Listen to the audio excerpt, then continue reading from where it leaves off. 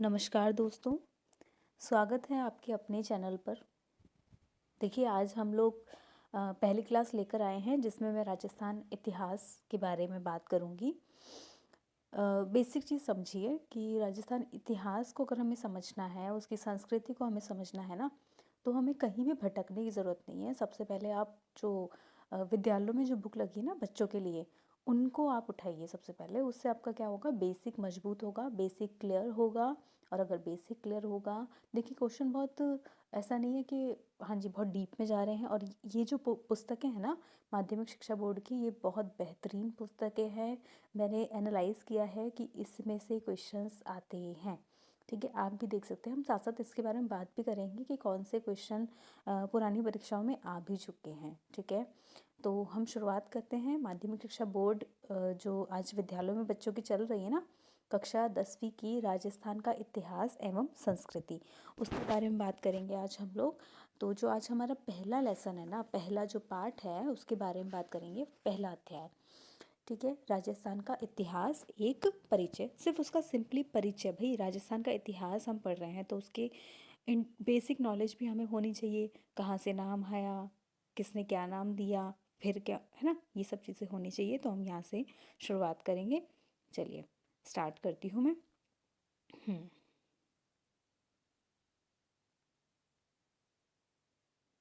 चलिए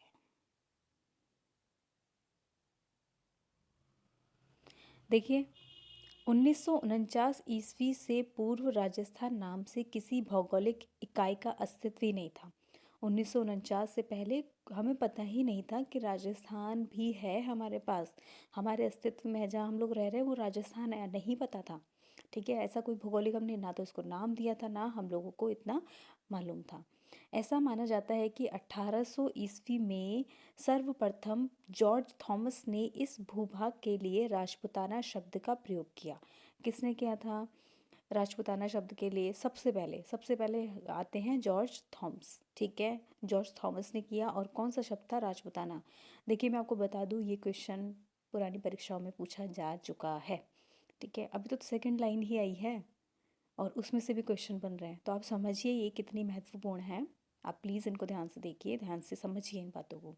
रटने की ज़रूरत नहीं है, सिर्फ समझिए। अगर फैक्ट हैं तो बिल्कुल रटिए, बट समझिए, आपकी हर एक कॉन्सेप्ट एकदम क्लियर होता जाएगा।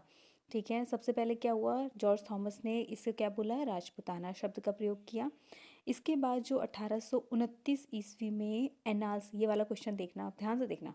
इसके बाद 1829 में annuls and antiquities of Rajasthan, जो इनके जो लेखक है वो कर्नल जेम्स टॉड है। कौन है इनके लेखक? कर्नल जेम्स टॉड है।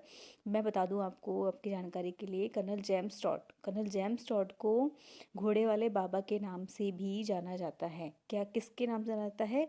घोड़े वाले बाबा के नाम से। ये परीक्षा में पूछा जा चुका है, इसको आप प्लीज़ याद रखिएगा। अच्छा, इनकी जो पुस्तक है, कौन सी पुस्तक है? Annuls and antiquities of Rajasthan. ठीक है, तो कहा जाता है कि ये घोड़े पे सवार होके घूमते थे, मतलब सैर करते थे और उनके बारे में एनालाइज करते थे। और उसने उन्होंने इस बुक में ये सब चीज़ें बताई है। 1829 की बात है। ठीक, आगे चलते हैं। इस पुस्तक में इस प्रदेश का नाम राजस्थान या राजस्थान रखा। क्या नाम रखा? राजस्थान या राजस्थान। कौन सी book? Annals and antiquities of Rajasthan. लेखक कौन है इनके? Colonel James Tod. ठीक, आगे चलते हैं। स्वतंत्रता के बाद जब इस प्रदेश की विभिन्न रियासतों का एकीकरण हुआ। ठीक है, स्वतंत्रता के आपको मालूम ही है, अगर आपने पढ़ा हुआ है ना, अगर आपने पॉलिटी भी पढ़ी हुई है तो आपको पता होगा एकीकरण हुआ था, रियासतों का एकीकरण हुआ था। उसमें 30 मार्च 1949 ईस्वी को सर्वसम्मति से इसका नाम क्या रखा गया? राजस्थान रखा गया। क्या रखा गया? राजस्थान रखा गया।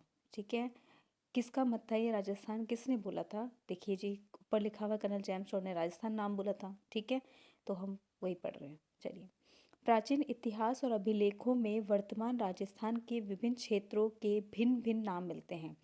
ठीक है, जो प्राचीन साहित्य है ना, पुराना जो साहित्य है, अभिलेख है, ठीक है, उसमें वर्तमान राजस्थान के भिन्न भिन्न क्षेत्रों के भिन्न भिन्न नाम मिलते हैं। सभी ने अपने अपने हिसाब से जी नाम रख लिए। किसने कुछ कह दिया और किसने कुछ, अलग अलग तरह के नाम रख दिया। कुछ क्षेत्र उनकी भौगोलिक विशेषताओं के आधार पर और कुछ क्षेत्र वहाँ की बसी जातियों के नामों के आधार पर। ठीक है। राजस्थान के क्षेत्रों के प्राचीनतम नामों में जिनका उल्लेख ऋग्वेद में मिलता है, ये क्वेश्चन आप ध्यान रखिएगा, ऋग्वेद में भी